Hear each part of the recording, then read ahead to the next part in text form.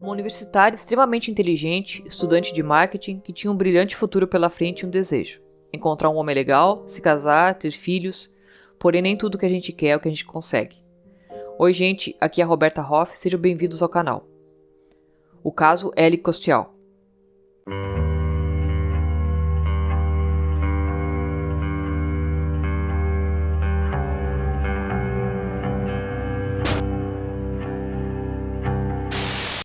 Alexandra Ellie Madison Costial nasceu no dia 11 de setembro de 1997 em St. Louis, Missouri, Estados Unidos. Ela era a filha de Cindy e Kate e tinha um irmão chamado Andrew. Segundo sua família e amigos, a Ellie irradiava amor e luz para todos ao seu redor. Ela adorava animais, era uma babá muito querida, salva-vidas, entusiasta de yoga e uma talentosa corredora de meia maratona. Na época do caso, a Ellie estava entrando no seu último ano na Ole Miss, em Oxford, Mississippi, com planos de se formar na primavera de 2020. Ela foi membro fundadora da Irmandade Alpha Phi e fundadora e presidente da Ole Miss Golf Club. Ela era membro da fraternidade empresarial Alpha Kappa Psi e dava aula de ginásticas no campus. A Ellie se formou em 2016 na Lindenberg High School, em St. Louis, onde atuou como líder de torcida, atletismo, juventude no governo, time de golfe e na National Honor Society. Seu senso de aventura levou ao Peru e à África como voluntária para ensinar inglês às crianças pequenas. A Ellie gostava da vida universitária, ela queria aproveitar ao máximo, queria estar envolvida com uma escola que tivesse um bom time de futebol, como o Mississippi. Ela amava a Ole Miss. Mas a estudante de marketing podia ter algo mais em mente. Ela queria conhecer um garoto do sul, se casar e ter filhos um dia. E pensou que o cenário perfeito para ela conhecer o seu companheiro de vida seria o primeiro ano de faculdade. Morgan Hall foi para a faculdade com a Ellie. As duas eram de St. Louis. Era uma das melhores amigas da Ellie na faculdade. A outra melhor amiga dela era a Elizabeth Brock, que conheceu a Ellie em uma festa no campus e se tornaram amigas rapidamente. Elizabeth disse que a Ellie era fascinada pelo pôr do sol. Ela tinha uma conta no Instagram onde postava fotos que ela tirava do pôr do sol. Cindy, a mãe da Ellie, se lembrou dela dizendo que conhecia alguém no seu primeiro ano. Ela disse que tinha conhecido um garoto que ele era do Texas. Ela por algum motivo amava o estado do Texas e estava muito animada em convidá-lo para os bailes da Irmandade. Ele era um cara que ela realmente havia gostado. Ela disse para as amigas que tinha encontrado um garoto muito fofo, de quem ela estava começando a gostar. O garoto que a Ellie estava começando a gostar era o seu colega, o estudante Brandon Tesfield, de Fort Worth. A mãe disse que ela estava realmente animada com ele. Ela levou ele para a maioria das festas da Irmandade. Então, quando a Cindy foi a Oxford para visitar a Ellie, ela estava ansiosa para conhecer o novo homem da vida dela. Infelizmente, ela nunca conheceu. As coisas não saíram como planejado. Ela nunca chegou a conhecer o Brandon porque ele nunca apareceu. As amigas mais próximas da Ellie não conheciam o Brandon. Morgan disse que ela só encontrou uma vez. Era estranho, visto que as meninas eram muito unidas. Elas ainda nem sabiam qual era o sobrenome do Brandon. Os pais visitaram a Ellie no seu apartamento alguns dias antes do caso acontecer. Ela queria que os pais ficassem um dia a mais. Ela estava se divertindo muito fazendo compras com a mãe e pedindo que a mãe preparasse suas refeições caseiras. Depois disso, a Cindy e o Kate voltaram para casa em St. Louis. A Cindy falou com a Ellie ao telefone na noite em que tudo aconteceu. Eram 7 horas da noite e ela tinha acabado de acordar de um cochilo, porque ela tinha um teste naquele dia. A mãe perguntou o que ela ia fazer naquela noite e ela disse que ia sair com alguns amigos. A Ellie estava num bar com amigos, mas recebeu uma chamada e saiu sozinha. Isso não era estranho, ela saía sozinha e encontrava pessoas na praça, ou até mesmo pegava um Uber para voltar para casa. O policial Micah East, que encontrou a Ellie, disse que não sabia como estava o luar, mas não havia nada ao redor, estava uma escuridão total. O lugar onde a Ellie foi encontrada foi o Lago Sardes, que era uma área grande. Lá tinha muitos campos de caça e espaços recreativos que as pessoas usavam. O departamento do xerife fazia um trabalho muito bom no patrulhamento desses locais. Os policiais faziam uma patrulha de rotina naquela área. Quando o policial chegou lá, o que ele encontrou foi uma mulher branca, deitada no chão com vários ferimentos de bala nas costas. Ele disse que nunca tinha trabalhado com assassinato onde alguém tenha levado tantos tiros antes. Quando a ambulância estava chegando, eles notaram a quantidade de cápsulas no chão. Também havia uma bolsa. Dentro tinha uma carteira de motorista e um cartão de identificação de Ole Miss. Morgan, a amiga da Ellie, percebeu que havia uma ligação não atendida no celular. Era da polícia. Eles foram até onde ela morava com a Ellie e disseram para ela que tinha ocorrido um homicídio e que a Ellie era a vítima. No apartamento da Ellie, os policiais estavam procurando por alguma pista que levasse a pessoa que tinha feito aquilo com ela. Eles encontraram seu Apple Watch. Por mais que o telefone não estivesse lá, algumas das mensagens recebidas e enviadas ainda estavam sincronizadas. Jared Bundren esperava que as pistas do relógio Apple de Ellie pudessem levar à primeira pista, no caso. Eles começariam por ele. Os pais de Ellie disseram que era muito difícil voltar e tentar ler as mensagens que ela recebeu e que ela mandou. O crime em si, atirar nela tantas vezes, parecia muito pessoal. Basicamente foi como um tipo de execução. Após eles encontrarem o relógio da Ellie, eles identificaram que ela estava tendo uma longa conversa com Brandon. Parecia que os dois estavam planejando se ver naquela mesma noite. Quando os investigadores descobriram que as últimas mensagens de texto de Ellie foram com o Brandon Tisfield, eles queriam falar com ele, e logo ligaram na noite de sábado e na manhã de domingo para que ele fosse até a delegacia dar um depoimento. Os investigadores também tentaram rastrear o telefone da Ellie no sábado, mas só chamou uma vez em Oxford antes que o sinal morresse e o telefone desligasse. O Brandon respondeu mais tarde, mas deu desculpas sobre o porquê ele não pôde se encontrar durante todo o fim de semana. Finalmente, ele disse que estaria lá, na delegacia, às 8h30 da manhã de segunda-feira. Às 8h30 da manhã de segunda-feira chegou e ele não apareceu. Então, o promotor público assistente do condado de Lafayette, Mike Mallet, disse que naquele momento eles tomaram uma decisão. Eles começaram a rastrear o telefone do Brandon. Quando eles fizeram isso no meio da manhã, em uma situação em tempo real, eles puderam ver onde é que ele estava. Ele estava na Interestadual 55 em direção a norte, a Memphis. De Oxford para onde ele morava, no Texas, é o caminho mais comum para se viajar. Eles podiam ver a sua localização se afastando de Oxford. O promotor distrital Ben Crackmore disse que, como o Brandon parecia estar em fuga, os investigadores obtiveram uma declaração de prisão por assassinato e imediatamente enviaram um boletim. Quando eles viram que a caminhonete estava saindo de Oxford, eles emitiram um alerta para a sua placa. Não demorou muito para que a força-tarefa de fugitivos de Memphis detectasse ele. Cerca de 1h30 depois, eles pegaram ele em um posto de gasolina. Bundren disse que o Brandon estava sentado nas bombas, em sua caminhonete. Os policiais o levaram sob custódia. A polícia imediatamente alertou os investigadores no Mississippi sobre o que eles encontraram na caminhonete. Ele tinha uma arma calibre 40, consistente com o calibre dos cartuchos que foram encontrados no local, e ele tinha sangue na roupa. Bundren disse que dirigiu até o norte para buscar ele. Ele estava calmo. O agente leu os direitos dele e perguntou se ele assinaria uma expedição de renúncia e voltaria para o Mississippi. Ele assinou. Ele foi trazido de volta sob custódia e refizeram os passos do que havia acontecido no final de semana do assassinato da Ellie. Eles descobriram que ele estava aparecendo por toda Oxford no sábado. Ele disse que ficou com alguns amigos. Os amigos disseram que ele estava calmo e normal, que eles foram jogar boliche e que fizeram coisas normais. Porém, não havia nada de normal no que ele trouxe para a casa de um amigo no domingo. O amigo disse que ele entrou na casa dele carregando uma arma e descarregou a arma lá. Trouxe um pacote de 6 cervejas e disse que eles passaram tempo juntos. Quando ele acordou na manhã seguinte, ele já não estava mais lá. O Brandon tinha uma vida promissora. Ele recebeu muito amor e uma boa família cristã. Ele era filho de um médico. Ele parecia ter desfrutado de uma típica infância no Texas. Ele gostava de caçar e pescar ao ar livre. Era um bom jogador de futebol, nunca havia brigado na escola, não tinha histórico de violência. O Brandon não estava conversando com os investigadores. Porém, ele acabaria conversando com seu advogado, Tony Ferris, contratado por sua família. Ele contou que não muito tempo depois dele chegar em Oxford, o Brandon e a Ellie se conheceram. Ele a conheceu no bar local. Eles namoravam casualmente durante o primeiro ano. O advogado disse que acha que, infelizmente, que ela ficou muito mais encantada com o Brandon do que o Brandon ficou com ela. De acordo com as ligações, o relacionamento deles se complicou quando eles estavam no segundo ano.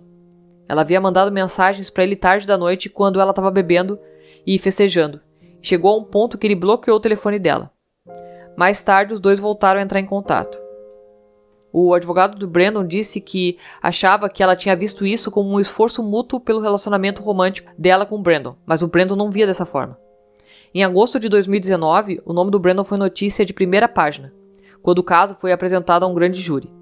As evidências incluíam fotos da arma, cápsulas de bala e uma carta que os investigadores recuperaram durante a busca no seu apartamento, aparentemente escrita por Brandon no fim de semana em que a Ellie foi encontrada morta. Os promotores disseram que a carta é uma confissão. Ele escreveu para sua mãe e seu pai preocupado com o que ele fez. Brandon escreveu que ele sempre teve pensamentos terríveis, que agora era o seu fim. Ou ele ia para a prisão ou ele ia morrer. Ele também escreveu que saberia que seria pego. Segundo o advogado, ele não disse que cometeu o assassinato, não com todas as letras, mas segundo a promotoria, a carta poderia ser considerada uma confissão sim. Ele falou com o advogado sobre a carta e disse que também era mais uma nota de suicídio dele, um bilhete de despedida para sua família, porque ele disse a eles que os amava e pedia desculpas pelo que fez. Brandon ainda alegava inocência. Mas uma grande questão era o porquê do crime, por que isso aconteceu, sendo que o Brandon não era uma pessoa violenta. Os promotores estavam construindo seu caso e eles esperavam que as mensagens de texto entre os dois pudessem fornecer informações sobre o que poderia ter levado à morte dela. Agora eles sabiam mais como ela estava pensando e como Brandon pensava o relacionamento. E isso pode ser diferente dependendo de para quem você pergunta. Acho que seria justo dizer que ela olhou para isso com um olhar mais sério. O advogado de defesa de Brandon, Tony Ferris, disse que do ponto de vista de Brandon foi um relacionamento sexual casual. Eles nunca foram namorado e namorada. Eles não saíam em encontros, ele não a levava para jantar fora, e a desculpa que ele dava a ela é que ele não era bom suficientemente para ela, por isso eles não podiam ficar juntos. Morgan e Elizabeth, as melhores amigas da Ellie, dizem que foi um relacionamento estranho. Ele definitivamente a manipulou por meio de mensagens de texto. Elas disseram que ficaram mais chateadas com o fato dela mostrar as mensagens de texto dele ou contar coisas que ele dizia que eram realmente rudes com ela. Ela discutia e falava sobre tudo com os pais, mas eles não sabiam nada sobre o Brandon, e isso foi muito estranho. A Cindy e o Kate dizem que não leram as conversas de texto da sua filha descobertas pelos investigadores. Eles disseram que não sabem se poderiam. Em abril de 2019, apenas 3 meses antes da sua morte, a Ellie estava se preparando para as provas finais do semestre de primavera. O que a mãe da Ellie não sabia é que ela estava focada em um tipo diferente de teste, um teste de gravidez caseiro. No dia 14 de abril, ela mandou uma mensagem para o Brandon, com uma foto de um teste de gravidez caseiro inconclusivo, e a mensagem: "Parece uma linha azul muito tênue, mas não sei, acho que posso esperar e ver se a minha menstruação chega." Brandon respondeu: "Veremos, mas se estiver grávida não vamos aguardar, podemos tomar uma pílula." A Ellie estava preocupada, ela pensou que poderia estar grávida, e aparentemente queria ter o filho. Ela disse para o Brandon que mesmo que ele não quisesse se envolver, ela teria o suposto filho. Ela ainda disse que sabia que em algum momento encontraria um homem de verdade, ou seja, o Brandon não via paternidade em um futuro imediato e nem ela acreditava nisso. O Brandon ainda disse: "Tô falando sério, nenhuma criança, isso vai arruinar minha vida." A Ellie ainda tentou entrar em contato com ele, para falar sobre o assunto. Mas ou ele a ignorava, ou quando respondia ele dizia que apareceria à noite, mas nunca ia. Depois que o Brandon recebeu as notícias sobre aquele teste de gravidez, ele tinha pesquisado na internet por "mãe quer filho e pai não quer." Sim, ele sugeriu um aborto inicialmente. A mãe de Ellie disse que se ela tivesse grávida, ela teria tido bebê. Ellie, apesar do resultado ambíguo do teste, enviaria mensagens para Brandon dia e noite. Muitas de suas mensagens são muito ambíguas, reveladoras e preocupantes, diz o psicólogo forense Chris Mohanty. As longas conversas unilaterais que foram iniciadas por Ellie, ao que se sabe, com muito pouco retorno do Brandon, faz desse um relacionamento muito desequilibrado. Nesse ponto, essa conversa começa na segunda-feira, dia 15 de abril de 2019, à 00:57, com Ellie escrevendo que ela bebeu muito durante todo o dia, esperando para ver se o corpo dela decidiria sobre a gravidez. Aí, às 2:37, ela mandou outra mensagem, que se ele quisesse falar com ela pessoalmente seria melhor. O Brandon respondeu quase 9 horas depois, dizendo que naquele momento estava ocupado, que poderia ser no dia seguinte. Segundo o psicólogo, ele não está tentando manter a Ellie afastada. Baseada nas mensagens enviadas a ela, ele estava se comunicando apenas o suficiente com o propósito de tentar influenciar ela a interromper a gravidez, se de fato ela estivesse grávida. Esse parecia ser o único investimento dele em qualquer uma das comunicações. Mohanty diz que a Ellie poderia estar tentando chamar a atenção do Brandon com as mensagens sobre o quanto ela teria bebido nas últimas 48 horas. Pela quantidade de álcool que ela disse para ele que tinha ingerido, era para ela ter entrado em coma alcoólico. Parecia que ela estava tentando pedir socorro pro Brandon, para testar e ver como ele lidaria com isso. A Ellie alegava estar grávida, mesmo não tendo certeza sobre isso. Então a conclusão que o advogado de Brandon chegou foi que ela queria um relacionamento sério com Brandon, o que na mente dela poderia incluir casamento. As mensagens de texto criavam um mapa digital de um relacionamento complicado. Elas também deram aos investigadores pistas sobre onde o Brandon estava com a cabeça uma semana antes da morte da Ellie. Sexta-feira, dia 12 de julho, eles fariam uma viagem para casa, em Fort Worth, Texas. Naquele mesmo dia, a Ellie mandou uma mensagem de texto para ele com uma foto de mais 2 testes de gravidez caseiros ambíguos. Menos de 48 horas depois, às 16 horas, ele posta uma foto perturbadora nas redes sociais. Ele fez um Snapchat dizendo, com uma foto de uma arma calibre 40, com uma legenda arrepiante, finalmente levando meu bebê de volta para Oxford. No momento em que o Brandon voltou do Texas para o Mississippi, ele havia deixado uma pegada digital, e os promotores dizem que isso revelou um histórico de pesquisas na web profundamente perturbador. Ele estava fazendo algumas pesquisas no computador sobre como escapar impune de crimes como ocultar crimes, planejamento de coisas do tipo preparação como amarrar as pessoas, como atraí-las. Ele fez uma pesquisa sobre como Ted Bundy matava suas vítimas. Para a amiga da Ellie, a Morgan, foi um lembrete estranho, pois alguns meses antes disso acontecer, a Ellie e a Morgan assistiram um filme de Ted Bundy juntas, apenas sentadas na cama delas, comendo pipoca e salgadinho. Para os promotores, a viagem de Brandon ao Texas e a busca no computador faziam parte de um plano cuidadosamente elaborado. Quando se junta tudo, parecia qual era o propósito dele ao trazer a arma de volta, uma arma que aparentemente ele nem sabia como usar. Se fosse se passar por todas as pesquisas de Brandon no Google, se veria que ele nem sabia como usar uma arma. Ele estava pesquisando munição de ponta oca no Google e qual botão faz o que numa Glock. Na quinta-feira, dia 18 de julho, pouco antes das 2 da tarde da manhã seguinte, Ellie mandou uma mensagem para Brandon com uma foto de sua barriga. No dia seguinte, sexta-feira, 19 de julho, um dia antes da sua morte, Brandon manda essa mensagem: Ellie, você vai estar em casa hoje porque eu poderia visitá-la. Quase 2 horas depois, a Ellie mandou uma mensagem para ele com outra foto. Nessa mensagem, ela dizia que estava ficando grande, a barriga, e ela não poderia disfarçar. Brandon mandou outra mensagem pedindo para que ela avisasse quando estivesse em casa e se ela estaria sozinha ou com a família e amigos dentro de casa. A Ellie presumia que ele queria falar sobre gravidez e o relacionamento. Na mente do Brandon, ele estava pensando que não ia ter nenhuma testemunha quando ele fosse colocar a Ellie no carro. Minutos antes da meia-noite, uma câmera de segurança capta a Ellie saindo de um bar em Oxford Square, e por volta da 1h30 da manhã, os promotores dizem que Tisfield e Ellie pegaram aquele caminho escuro e desolado até o Lago Sardes. Depois de sair daquela estrada pavimentada para a estrada de terra, precisa de mais de 10 minutos para chegar até aquele lugar. Era um lugar deserto, o lugar onde a Ellie foi encontrada. Só se pode imaginar o que ela estava pensando. Poderia estar alarmada, mas não estava preocupada. Para ela seria uma discussão sobre o relacionamento dos dois. Quando o local do assassinato foi descoberto, os investigadores encontraram latas de Celsters na mesa de piquenique e 11 cápsulas de bala foram descobertas no chão. Segundo a balística, ele atirou nela de frente, se levantou, continuou atirando nela ao contornar a mesa. A cada movimento, ele disparava. Seu advogado contou o que eles achavam que tinha acontecido naquela noite. Ele tinha bebido o dia todo, ela estava bebendo. Eles estavam ouvindo música e eles começaram a conversar. Brandon tem um pouco de cocaína no carro e ele vai até a caminhonete, toma um pouco de cocaína e volta para a mesa. O advogado disse que ele volta até a picape, pega a pistola e atira um tiro do outro lado do lago. Segundo o Brandon, a Ellie chamou ele de louco, então ele se sentou na mesa e atirou nela. Lembrando-se que a Ellie levou pelo menos 9 tiros. O advogado fala que isso se deu devido à mistura de álcool e cocaína, que o Brandon explodiu e fez tudo no momento de raiva. Talvez ele pensasse que seria pai e quisesse acabar com isso do seu próprio jeito. As evidências contra o Brandon, de acordo com os promotores, eram esmagadoras. Havia muito planejamento, partes sobre o que ele iria fazer, como ele levou a Ellie para um lugar remoto para que o seu corpo não fosse encontrado rapidamente. Sem dúvida, para a promotoria, isso foi premeditado. Foi frio e capaz, foi calculado, ao longo de um período de tempo muito extenso. E é por isso que os promotores queriam a acusação de homicídio capital. Uma acusação de homicídio capital significa que outro crime grave estava sendo envolvido, e nesse caso os promotores dizem que o crime foi sequestro. Eles acreditavam que Brandon atraiu a Ellie para sua caminhonete sob o pretexto de trabalhar no relacionamento, quando ele tinha uma pistola calibre 40 e planejou o assassinato dela o tempo todo. O advogado de Brandon diz que a teoria de sequestro pode ser difícil de se provar, pois a Ellie entrou na picape voluntariamente.